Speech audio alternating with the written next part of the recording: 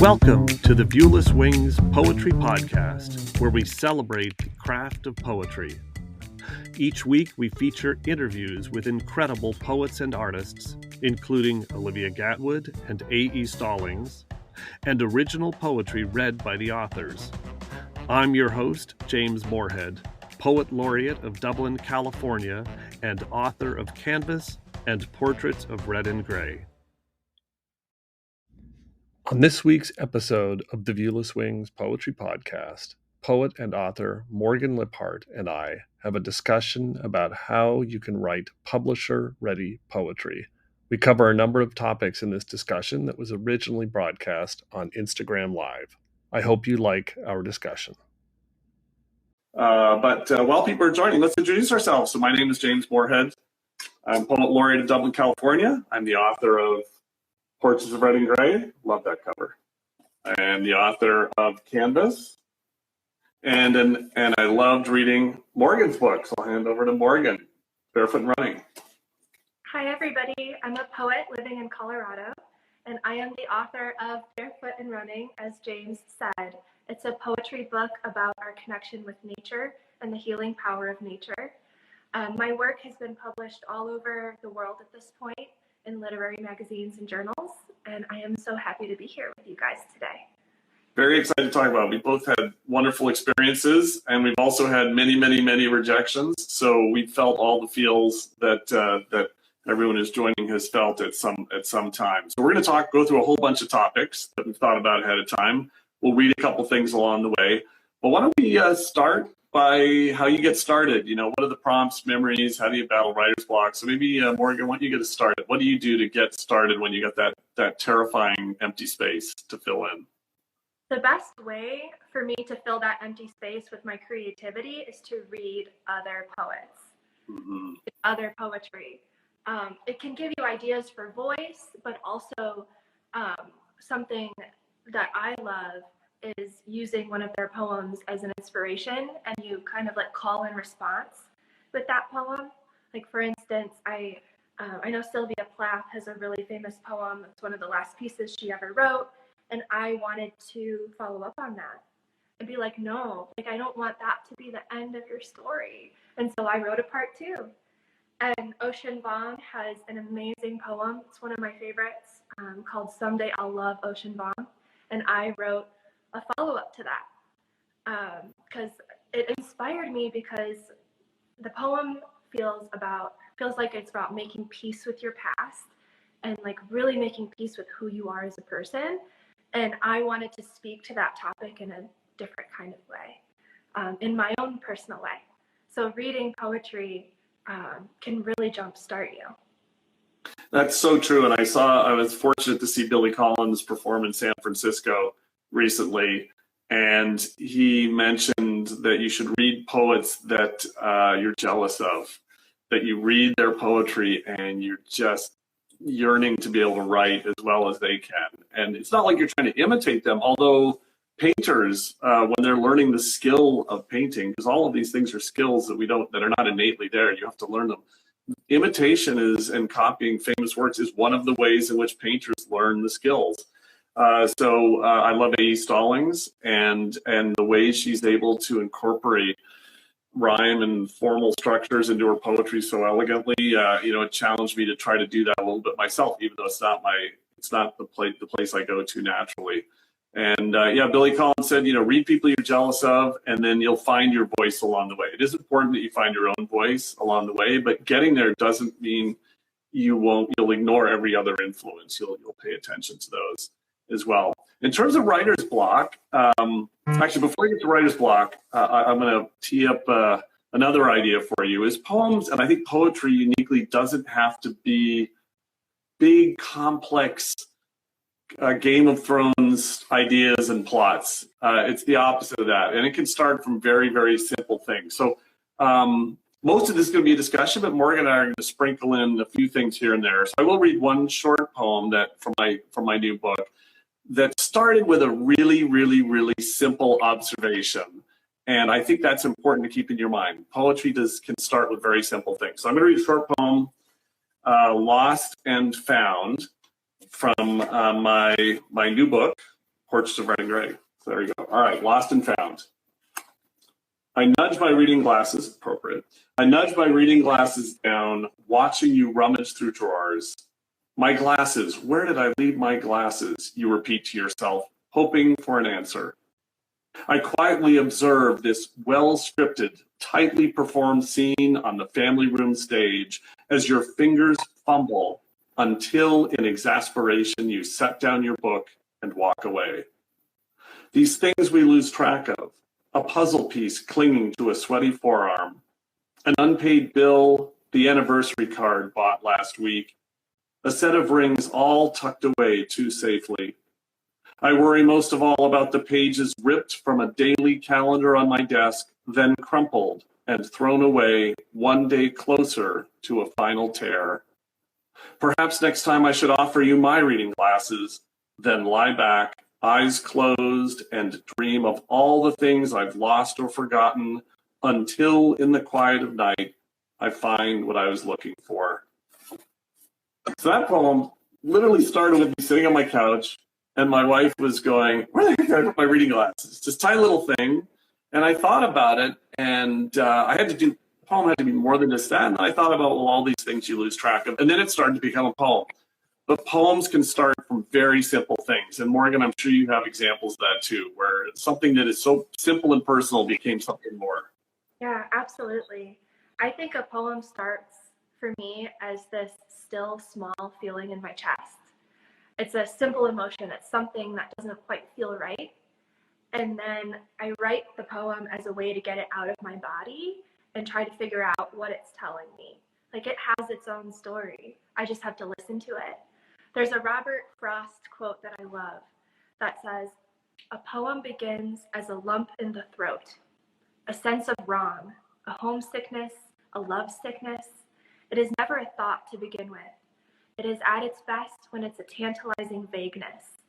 And then, through a poem, it finds its thought, and then the thought finds the words." So love that. A great quote. Yeah. Wonderful. So I have a piece to read that kind of marries these two ideas about a poem starting as a small emotion, and then also a poem being an echo of a poem that you admire. So this is my poem after Ocean Vuong. It's called "Someday I'll Love Morgan Liphart." And this is the first time I'm ever reading it. So you guys. Oh, exciting. I'm excited to hear this. Cool. Yeah. Okay. Morgan, are you locked? Your body is a long door. Even you don't know where it goes. Morgan, are you afraid? You're a chunk of quartz, of granite. You may sink in this river, but the current will still take you home. Morgan, your name is just the crunch of a dozen dead roses until your mother calls it. I hope she never stops calling it. Remember, those arms are just arms until they reach for something greater. Morgan, are you listening? The sound of crying is just people trying to let go. Morgan, Morgan, the most necessary parts of your body are your palms on your belly, opening in forgiveness. Someday I'll love Morgan Liphart. Someday this name, this body, will mean more than just a plot of bare earth where beautiful things could grow. Snap, snap, clap, clap. Beautiful. Beautiful. I'm excited about that. I didn't realize you were going to be something brand new. That's so cool. Awesome. Well, I think another thing that we've all experienced at some point is writer's block, and Morgan's shared a few things. I'd just like to share one more, which is, if you're really stuck, just go somewhere you haven't been before. Go to a museum, go for a walk, or in my case, an extreme example, I could feel writer's block coming. It hadn't quite arrived, but I could sense it, almost like I could see the well was starting to get near the bottom. And so I love ghost towns. So I did this 6-hour each way road trip to a ghost town in California, up in the mountains, a beautiful drive. So it was not a boring 12-hour round trip. And then the ghost town was spectacular. And I had a feeling I would get something out of it. And I did. And that poem got placed, Ghosts of Bodie, California. And that chance, the long drive, I knew would free up my head, and then seeing something as spectacular as what I saw, I just knew I'd find something there, and I did.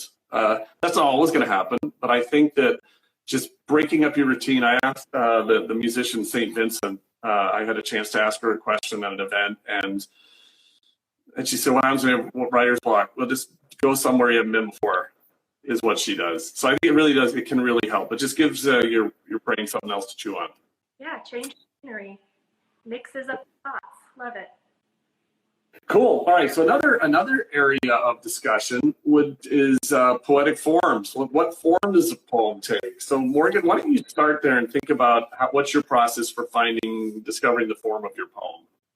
Yeah, I am mostly a free-form poet.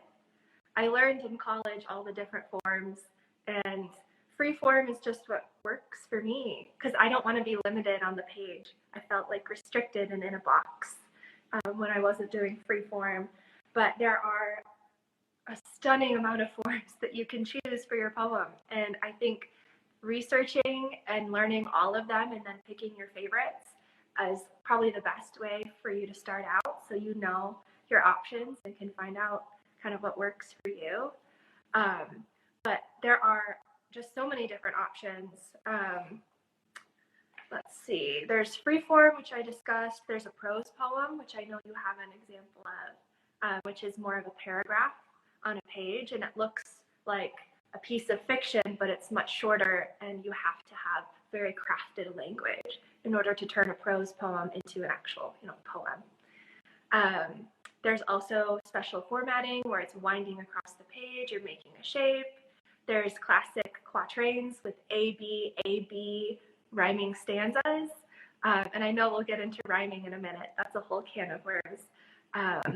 Concrete poems, there's just so many forms to choose from. Yeah, and I think that I do a podcast, by the way, as well, which folks might enjoy, the Viewless Wings Poetry Podcast. And I've had a chance to interview a whole series of amazing poets, including Morgan. Terrific interview with Morgan is out there. You can hear more of her work. And I interviewed A.E. Stallings, who's a wonderful poet who she is into rhyming and structured forms in a way that I, like Morgan, I'm more free verse person with a little bit of structure here and there. And for her, she starts with the form and then does the poem and feels like it removes a decision. It's totally the opposite of how I work. I write images without any thought of how they're formed, and then the form of the poem emerges. So two thoughts about that. The first thought is I've had poems completely change their form. So I had a poem about a trip to Normandy years ago that's in my book that was originally written as a very strict, same number of syllables per line, rhyming scheme, extremely structured. It just didn't work. It came off sounding too sing-song. It came off sounding too forced. But I love the underlying story I was trying to tell, idea I was trying to convey. And then my younger daughter said, "Hey, you've got this other poem that uses this screenplay format. Maybe try it with that." And I rewrote it completely, and it's kind of a prose poem. I'll hold it up. It's structured like, let me make sure I'm looking, Normandy in 19th. It's structured like a screenplay. Inside that, there's still little rhymes here and there. There's still little hints of what it was before, but now it works. Now the form of the poem matched what I was trying to say. So think form is very intentional. It matters. And actually another Billy Collins quote, he said, prose is about filling the page with words. Poems is about the page is silent and you're displacing the silence with words. And I just love that image. So everything with poem, the way it looks, the way the words are placed, the displacement of that silence, everything is intentional, which is what makes poetry so awesome. Every word, every space is intentional. Maybe talk about that, Morgan, how you kind of go through that journey of images, ideas, and then you visualize it on the page. Yeah, every word has to earn its place in a poem. If you don't feel like it's doing work, then you have to cut it. And that's where you get this blank, beautiful space to play with. And we've been reciting some poems, and when you have a poetry book or you publish a poem, you don't get to necessarily recite that to the reader. And so the blank space gets to do that job for you of pausing, of putting emphasis on things. For instance, if there's a line, if you guys could see, there's blank space here, and that gives this last word more weight and lets you pause before going on to the next stanza. And that's how you effectively use blank spaces when you don't have the chance to actually spoon feed the audience the way you want the poem to sound and feel. So spacing and formatting, very intentional. And my poetry professor in college, Professor Stein, recommended trying at least 2 or 3 different forms for a poem before you decide it's done. Just give it a shot. Make it into the shape of a bird or something. If it's really long, try cutting it up and making it very, very short stanzas with lots of blank space. Just see kind of what the poem wants to do and what's more effective. Just give it a try. Low stakes, just trying it out. So that is definitely an exercise that can take your poetry to the next level. Another technique that was recommended by a poet that I work with is to give your poem to somebody who hasn't read it before and have them read it out loud without reading it once. So they're reading it cold, and then see where they get tripped up. You don't want poetry to be so instructive that it's linear and locked into one thing. On the other hand, you don't want the user or the reader to be confused and stumbling when there's something intentional you want them to get. And that might mean you need a little bit of punctuation added. You might need to do some enjambment. You might need to do some indents. There might be things you need to do to help the reader navigate the poem while still leaving it open to many different ways of interpretation. And then, another example of a concrete poem, which is not something I've done a couple of them, but it's not something I do too much, is in Portraits of Red and Gray. I had this, which is mainly about a trip I took to the Soviet Union in 1983. I had this little circus poem. It was this slight little thing, pretty short. And I decided to visualize it as a spiral because the other forms just weren't working. But as soon as I did that, it really came to life. And it was still this short little poem that the visual of it was as much about the poem as just the words. Yeah, the visual can create an extra layer of meaning. Mm-hmm. Before a reader even looks at it, they have a feeling about it. Or before a reader even reads it, they have a feeling about it on the page. Like I have a poem in my book, Barefoot Running, that is the shape of a bird. And that does a lot of work for me, bringing the nature theme in, getting you to think about the shape of a bird flying in the sky and its wings out before you even read the poem that's named Starling, that's about a bird coming out of a nest. And in that brief moment, right when they leave and jump into the air, you're not sure if they're falling or flying. And then at the end of the poem, she flew instead of fell. So just the form does a lot of work for you. Just one more example of that from my first book, Canvas, is I had 2 poems that weren't quite working, and I threw them out and took phrases from them and glued them together and created a new thing. And I heard a Tibetan singing bell somewhere, and I thought, oh, that's a cool sound and image. So I wanted it to be really zen-y. So it needed to look zen-y. So when I decided it needed to be visualized like this, then I had this interesting challenge of reworking the words to fit into this structure that I thought was visually so striking. And that was really, really fun. And still have it be a poem, because another poet I talked to said you have to be careful that the form doesn't overwhelm the poem, whether that's a very constrained form like a sestina or a sonnet. If the reader is trying to untangle what form is this, like it's some sort of word puzzle, then the form has overwhelmed the poetry, and you have to be really cautious about that. In fact, ideally, the same poet said, really good use of form is that you don't even notice there's a form there, except for concrete, which is very visual, but you don't notice the form until a second or third reading. And then you go, oh, that's interesting. Kind of like Morgan said, just visually seeing the poem is one experience, and then you read it and you get a second.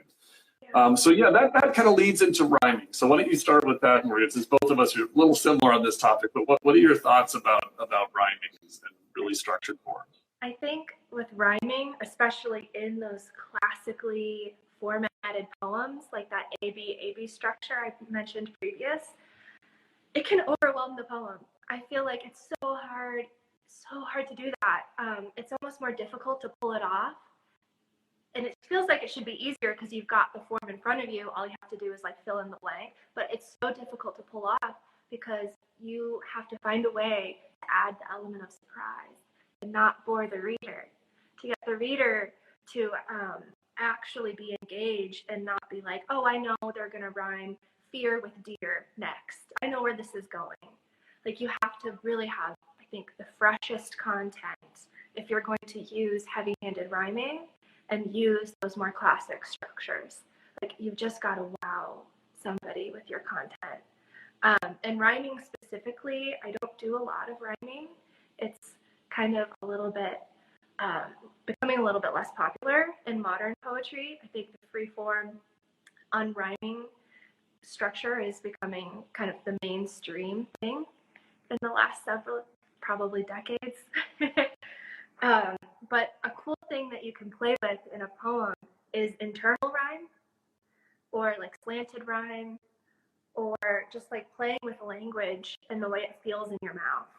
Like, I do have an example and several examples in Barefoot Running, the title poem of my book.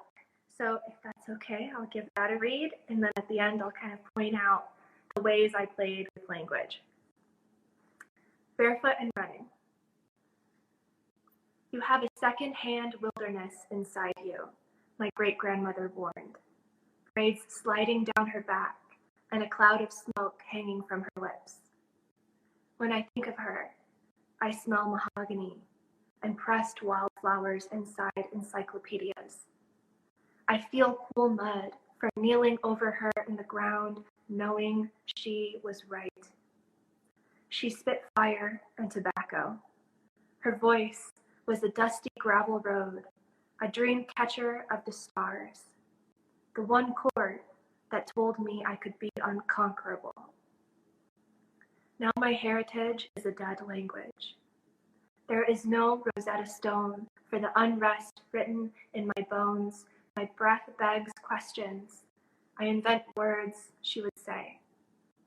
We are not stone women. No, we are soft and earthy like clay. They can't break clay. We curve, we twist, but we can never break. I can feel her in the texture of my waking dreams. When I am running, out of breath, running, barefoot beneath the pines, with white lightning heat and wet earth caking between my toes. Across the border of ourselves, we women like wild horses will up the speed, barefoot and running. So Beautiful. a few things that I did in there. Wildflowers inside encyclopedias, right? Mm-hmm. It plays with language in a way that's really pleasing to the ear, but it's not technically a rhyme. It's not like, I went down to the store, it was a bore. Like, it doesn't have a cadence, but you're kind of playing with it and you're planting it in the stanzas in unexpected ways. Another one is the one chord that told me I could be unconquerable. So that k sound is making its way in this line two different ways that kind of creates this repetition that's really pleasing to the ear. Also, Rosetta Stone, unrest written in my bones. Just playing with those sounds makes poetry really interesting. It's really fun to do. And something that shows up a lot in my poetry and even more in my fiction work, and I just can't help it, but it's several words that start with the same letter. It just shows up like my breath begs questions. And that repetition, so long as it's not obnoxious, can be really interesting. and creates this little pattern, these little patterns in your poem that's unexpected because it's not a traditional form and people aren't necessarily expecting A B patterns or any sort of pattern. You know, another thing with A still, and we had a question earlier, and I'm trying to keep an eye on those. That yes, the podcast is called the Viewless Wings Poetry Podcast. Morgan A. Stallings, Olivia Gatlin. I've interviewed an incredible group of poets. More of that coming. But one of the points that A. Stallings made when I was asking her about the use of structured forms and rhyming is a risk is if you only read the classics, which are important, but be careful. If you only read classical Victorian poets and the way that they wrote and rhymed, you're not going to sound very modern if that's what you're imitating. So there are poets, modern poets, less so. It is definitely less popular now, but if there are modern poets who incorporate rhyme and structure, and you want to incorporate reading a lot of them so that your things you're learning from are somewhat modern. And then I think I'll read one very short poem from Portraits in a second here, where there's structure doesn't need to be, free verse still has structure. It's just that structure is perhaps novel, something brand new. So this short poem from Portraits of Red and Gray, this trip I took, that covers this trip I took to the Soviet Union years ago, number 15. This was actually turned into composition. Was set to music for a soprano a number of years ago. Number 15 from Portraits of Red and Gray. Sipping tea in Samarkand, a nestled perch on concrete stilts. An eerie cove in shadows glow, from sunlight seeping, patterned walls. Open air, a warmer breeze, so strangely whispers this hidden space. On kneeling mats and wooden slats, a simple teacup held in place.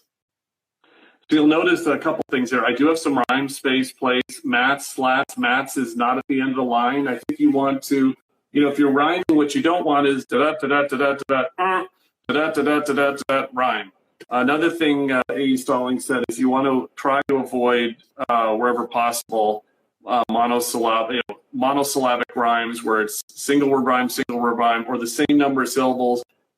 Throw in some slant rhymes, ways to just break it up so that it's not obvious to the reader, and then they're playing this game of trying to guess, fill in the blank. I think that's what I heard from another poet. You don't want your poem to become a fill in the blank exercise where the reader is trying to anticipate the word. Then they've totally lost the poetry, and it's now become a puzzle. All right. Yeah.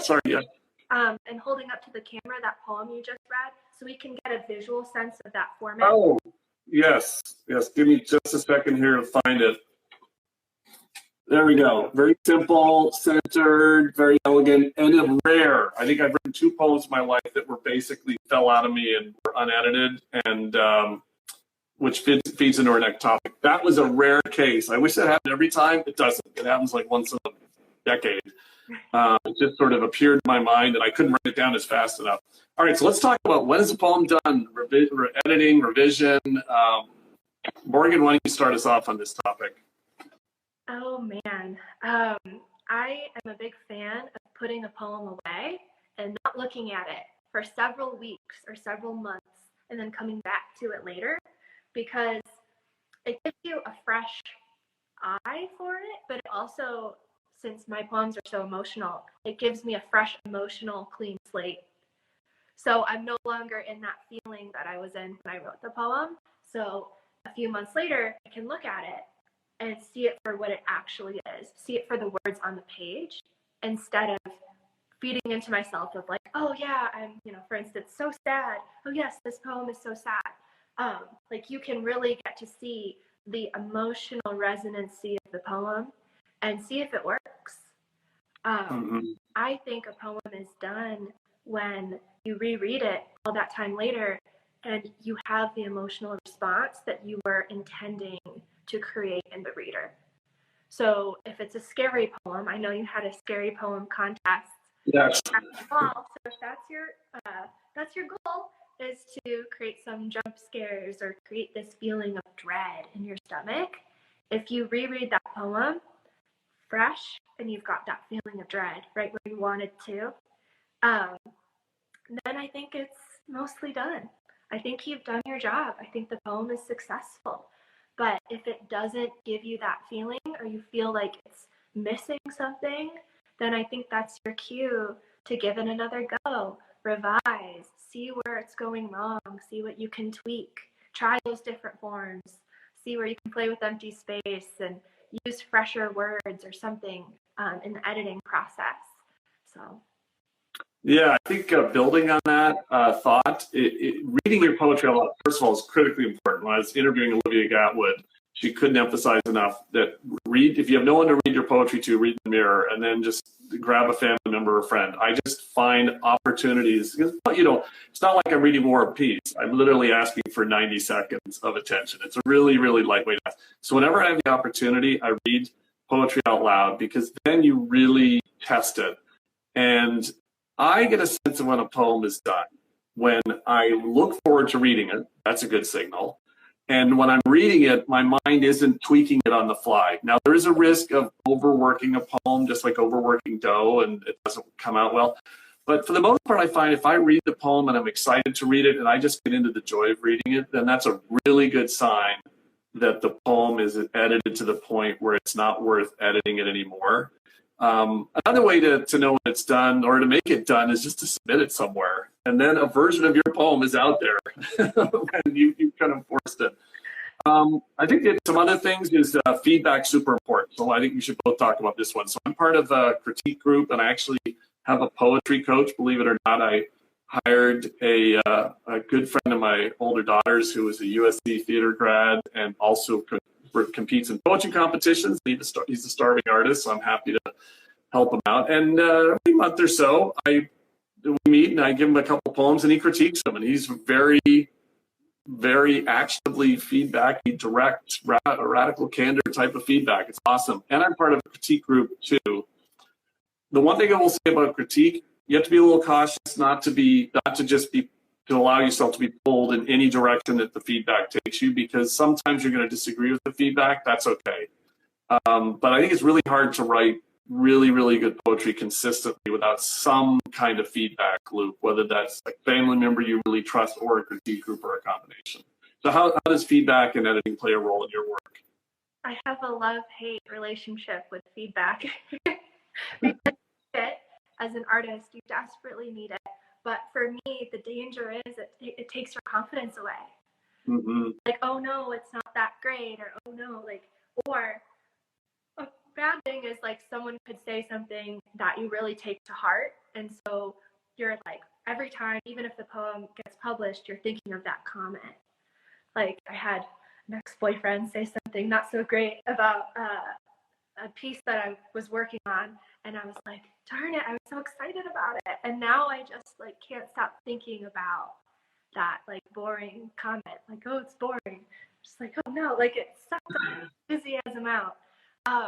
So there is helpful feedback and there's not so helpful feedback. Definitely it's needed to see if a poem is successful. It's needed in order to get fresh ideas about your work. But I think you should stick to your guns if you fiercely believe in something. Yeah. So if somebody in a writing group, for instance, takes away a word or says this word is not very effective, but you think that's your favorite word, and it gets you out of bed in the morning being so excited to be creating around this beautiful word in your poem, then keep the word. You've got to stick to your vision, because in the end, a poem is successful if you love it, if you're proud of it. That is the measure of success of a piece of art as an artist, not whether everybody in your writing circle or everybody in the world loves it. So stick to your vision. I do have a story in college about a writing group that I was part of, and somebody super great writer gave me such great feedback, but he really didn't like this piece that I wrote, and he kind of rejumbled it and thought it should go a different direction. And I was just I'll edit it, but first I'm just going to submit it and see what happens. That putting the pen down, just submitting it, putting it out there moment. And it was my first poem that was ever published. And I was like, see, it was like a really big lesson early in my writing career of like, you know, sometimes these things are just really subjective. Yes. You just don't know. There's no right answer. There's no wrong answer. His feedback wasn't wrong or bad. My poem wasn't wrong or bad. It's just two beautiful ways of looking at something. And you get to pick. You get to pick which beautiful way you want to look at the world through this piece of art. Yeah, and I think that the key piece of feedback you should not listen to is whether or not your poem was accepted for publication.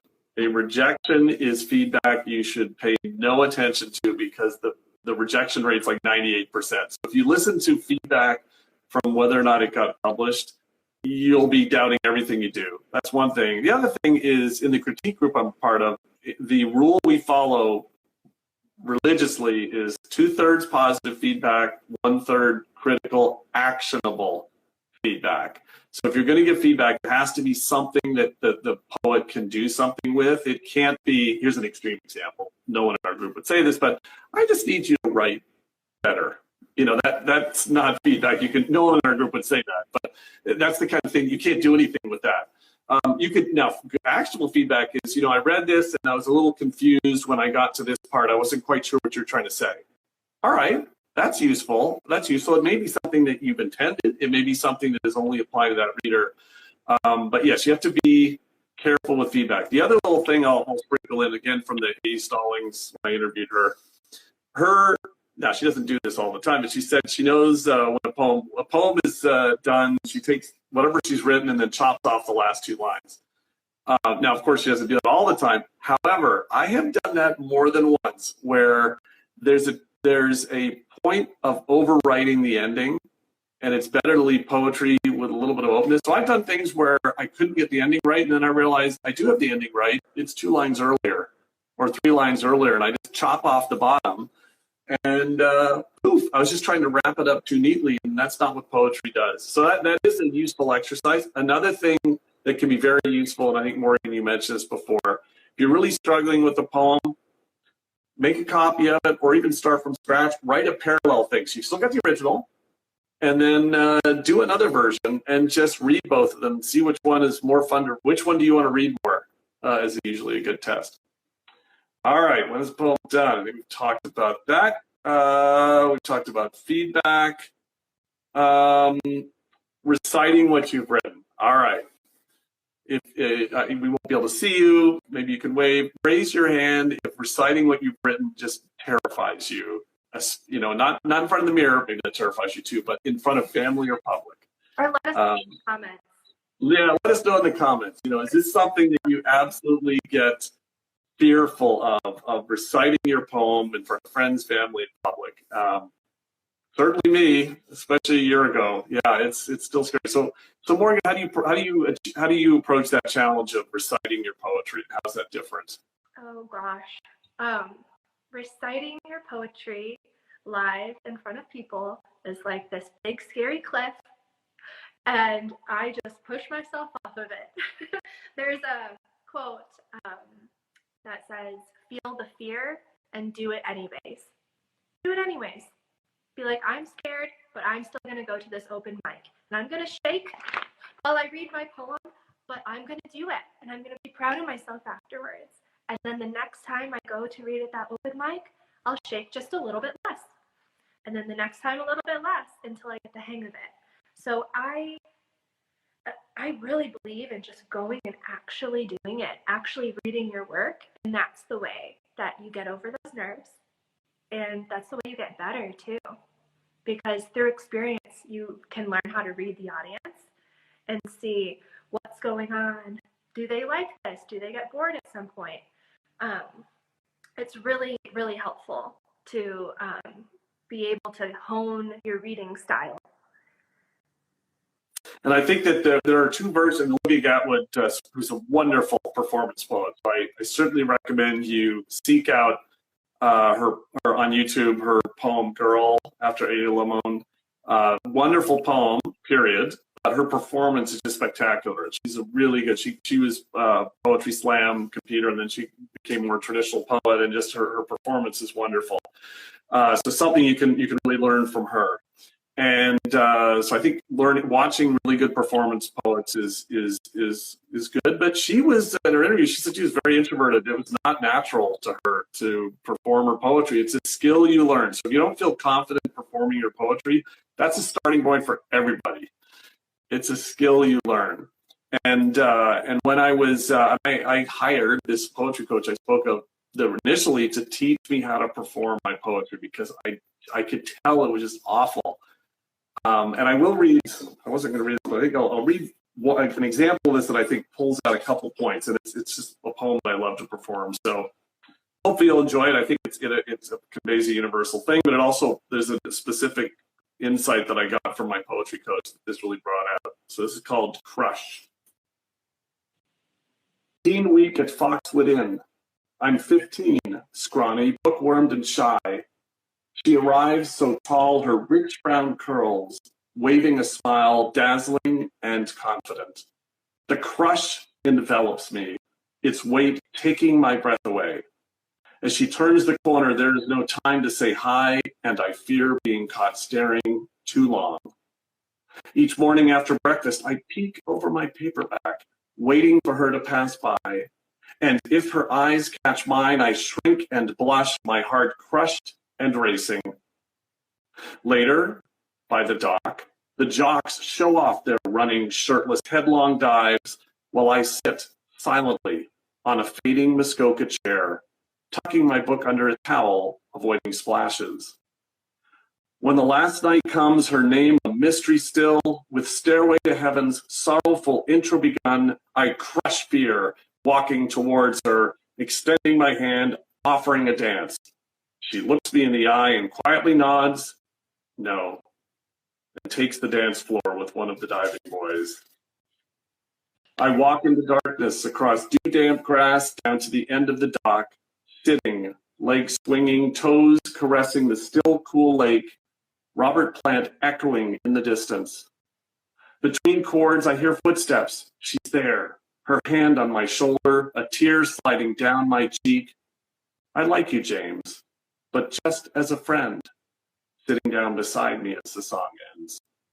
I feel the crush as my imagined first kiss drifts away with the ripples beneath my feet, but in time smile, eyes closed and dry, replaying her saying my name. Crush. All right, now that poem, when I first read it for my poetry coach, it was a train wreck. It was terrible. I was just, and he had this critical insight that is so valuable. He first asked me, where's the turn? And I thought about it, and I go, oh, it's when she turns me down for the dance. And then he made this insight that stuck with me since then. The reader, and especially the listener, has no idea whether or not she's going to say yes to the dance. So you can plant whatever seed you want. So when I read it, I'm intentionally setting it up like maybe she said yes, because the reader doesn't know. And I used to be telegraphing that she was going to say no too soon. And that was something that was a skill I had to learn. It was not something I did intuitively because I knew the poem so well. I forgot that the reader and the listener doesn't know the poem. They're just hearing or reading it for the first time. So I think that was the takeaway. The other thing he recommended was marking up the poem with extra punctuation that helps you remember where you want to do intentional pauses and things. And actually doing that is really valuable. So, Morgan, what's kind of how do you prepare for a reading of a poem? Yeah, so I do exactly that. I mark up the page to make sure I emphasize the words or create more of a pause and really soak that moment in. So I have a special copy of this book that is just my reading book because it has all of my little markings in there. And it also helps to have handwritten at the end of each poem where I've read it. So I know you and I do a lot of open mics, especially a lot of virtual open mics. And so I don't want to read the same poem in the same audience, like the next month. And I can barely remember what I had for breakfast this morning. I can't remember what poem I read. So I'll say, read this at such and such open mic on this date in the actual book. So it's all in one place. And, I had a thought about earlier our discussion on it being scary. because let's validate that it is kind of scary to read in front of people. Something that might be helpful is to go slow and first read in front of someone that you trust, like your mother. She's supposed to love you unconditionally, so even if you crash and burn, she'll still clap. So that might be something that can help ease you into it. Find one safe audience member to read. Once you get more comfortable there, grab your whole family, or grab some neighbors, grab some friends, and work your way up to that your spotlight on the stage, instead of maybe throwing yourself off the cliff like I did to myself. You don't have to do that to yourself. Yeah, and I think that the best way to get better, it's an example of something, the best way to get better at reciting poetry is to recite poetry, engage the audience. There's really no shortcut to that. Is the more you do it, the better you get. And getting feedback from people. I got feedback from some good friends of mine that said, you're rushing the beginning of your poems, and I have to run to catch up. And I'm like, ooh. So I'll write down in my book, slow down. That happens in a lot of things. Nerves speed you up, and then you settle back down. So it's a challenge to settle down right at the beginning. Another friend I spoke to memorizes the first stanza or two, so their mind is caught up on the remembering, and it just naturally slows them down and gets them focused on that. So there are a lot of tricks. But if you feel nervous, another thing, my parents are both retired professional musicians. My mom said the day you're not nervous before a performance is the day you should retire. So about 15 minutes before this started, I was texting Morgan to saying, butterflies are arriving because of this. Yes, yeah. It's natural. It is totally natural. Yeah. So let's move on to, the core of what this is all about. We said this writing, publisher, writing poetry. So submitting your poetry and getting it published in a variety of ways. Like, why don't you, Morgan, start us up again and how to approach it? I think you have a ton of awesome advice on this. Yeah. Oh, gosh, this is such a big topic. But I think the best thing is to just submit your poem. And you can always revise it later. You can always change the title later, but just get it out there into the world. If you think it might be ready, submit it. You have nothing to lose. Send it to a few publishers. And when you send a poem out into the world, I would expect for you to send it out many, many, many times. That is very, very typical. It is truly, truly a numbers game because the acceptance rate is so low. Some journals have a 0.02% acceptance rate. That's a really thick.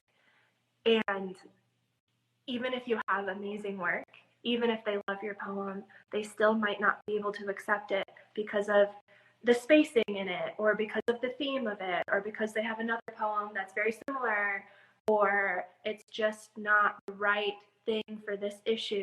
It's not a spring poem and they want to put it in the spring issue or something like that. You just don't have control over all of that.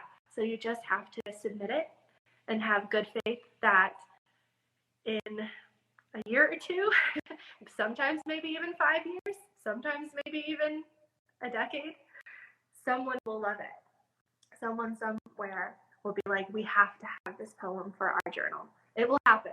You just have to be tenacious and keep going. I think I told a story on our last class that a poem took years to get picked up. And I was tenacious, and I was like, no, this is still good. Even though I've been submitting it for 5 years now, I'm still going to keep going.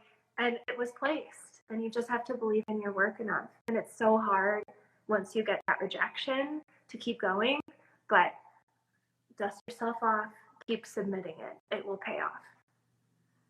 You just, it's so much of it comes down to timing. There's an element of luck to it. There's an element of what you control. What you can control is where you submit it to. What you can control is the quality of your submissions. What you can't control is who else happens to be submitting at that point. As Morgan said, there could be, maybe for whatever reason, a whole bunch of people submitted about in a similar type of style or topic, and the publication wants a diversity of styles and themes, and they've already got a bunch of that, and it has nothing to do with the quality of work. In fact, I think it rarely has anything to do with the quality of your work. It has to do with things beyond your control. That's why it's still no fun getting a rejection. It is no fun getting a rejection. However, it is definitely, I find it much less effective than it did early on, because I realized that it doesn't really reflect on the quality of the work. I've had a poem that was rejected that was later turned into a 10-minute piece of music for baritone and piano, and the composer just fell in love with it. And then that same poem was picked up by Beyond Words magazine 6 months later. If I had paid any attention to the first rejection and just said, oh, this is no good, what a mistake. I wouldn't have had that set to music and performed at the Presidio in San Francisco. I wouldn't have had it placed in Beyond Words. It was the same poem. It fit the lock, fit the key. The key fit the lock better for those other opportunities. So just keep at it. It's a numbers game. A tactical thing that Morgan taught me that's been, I'm convinced got placed, a poem placed, was how you title your poem. So before I spoil your punchline there, talk to me about what you taught me about titling poems. Yeah, so the title is one of the most important things about a poem, because if you think about it, a literary journal has a table of contents, and someone will flip to your poem or pass it by in the table of contents based on the title. If the title grabs them, they're going to flip to page 43 and read it. And also, when an editor is looking at whether to publish your piece or not, that's the first thing that they see. And they're considering that too. They want to get clicks if it's an online journal. They want to get people excited about the journal if it's a print journal. And so the title just has to grab you. It's the first hook. So for me, I see a lot of work, and I can fall into this trap too, where a title will be something descriptive about the poem.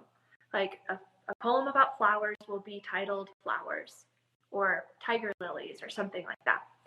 And I think that is doing a disservice to your poem, because that doesn't grab you. That doesn't really pull you in. But if it's a poem about flowers, and this is a real example that I saw somewhere a month ago, and I still remember the title because it grabbed me that much. Your title could be Biting the Heads Off of All the Marigolds in Spring. I still remember that. It was something like that. And it's just, it sticks with you because it's such a visual title and it's so unusual. So just think of your title as a hook instead of a description, and that will take you so much farther. And I was not good at this. I wasn't even paying attention to this really. Morgan made this comment, and then I re-looked at a bunch of poems and pulled some of them down and replaced them. And a great example that got placed in Prometheus Dreaming, which is a cool online journal. I had a poem that was called Stage Fright, very functional title. It was reflective of the poem. The poem didn't change, but I changed the title to That Time I Was Left for Dead Downstage.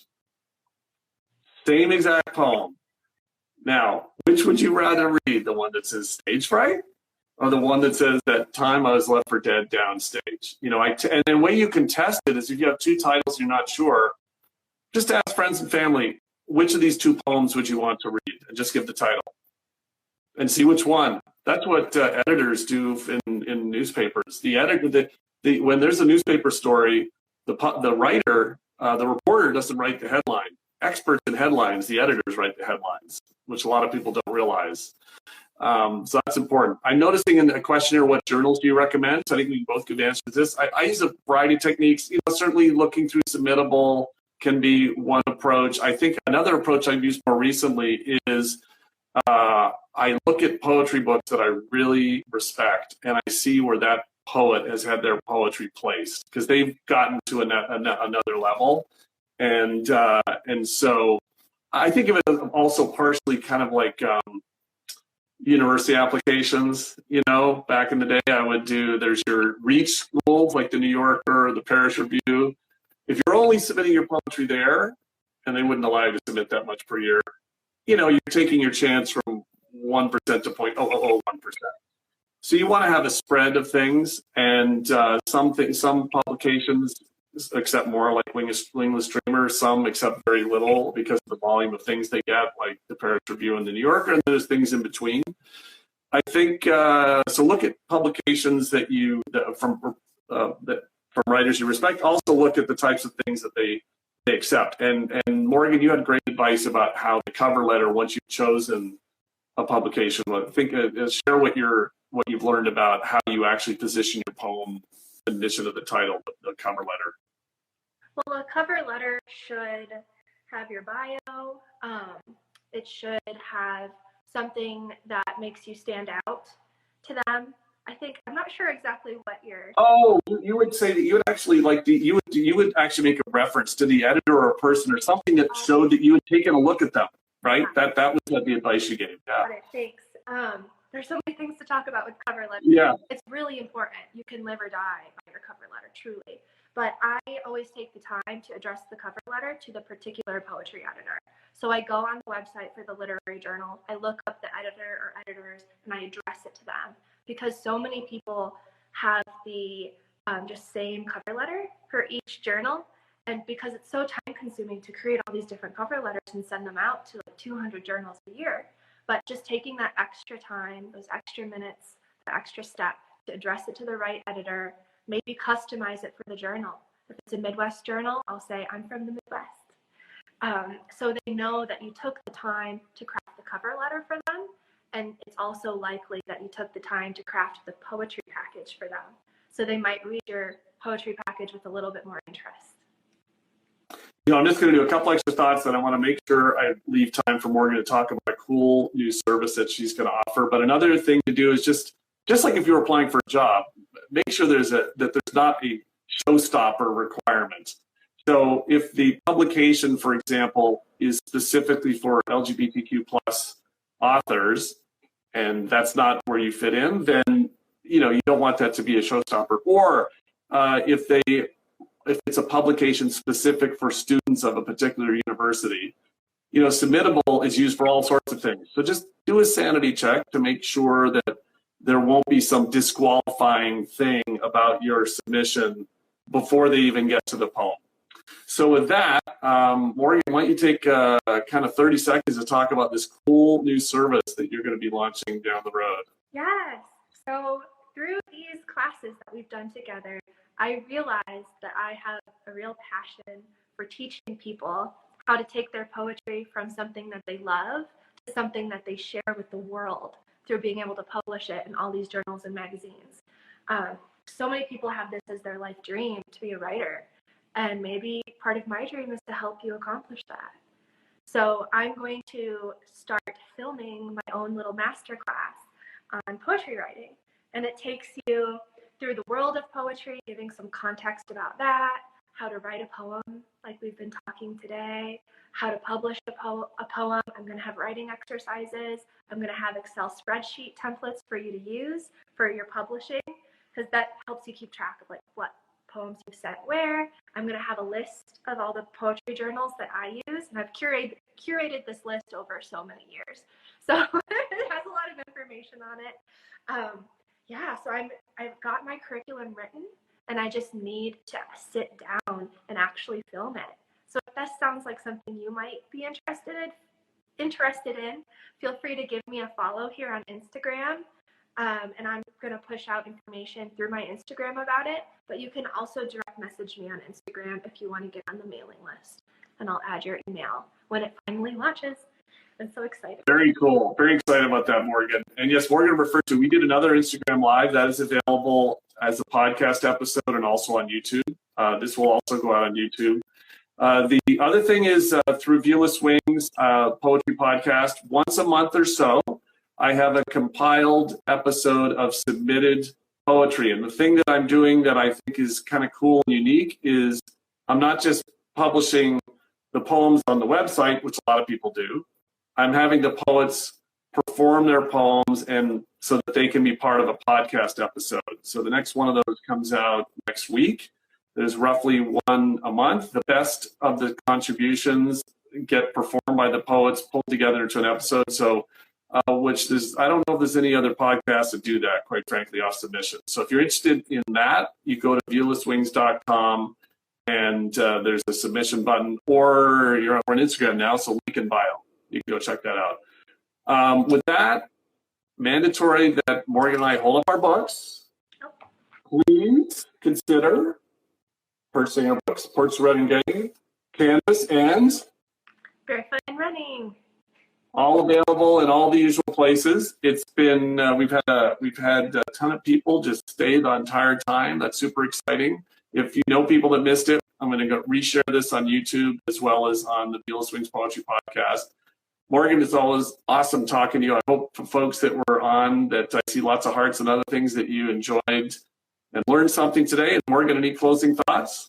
Thank you, everybody, for joining. This is truly the highlight of my week, probably the highlight of my month. So you make this possible by being willing to learn and have this discussion with us. So I appreciate you. Absolutely. Do that too. Thank you so much for joining us today. James, thank you. Bye.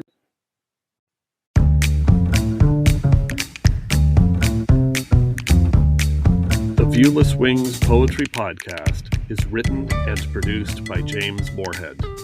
You can follow me on Twitter at Dublin Ranch, subscribe to the Viewless Wings Poetry Podcast, and follow us on viewlesswings.com or on Instagram at Viewless Wings.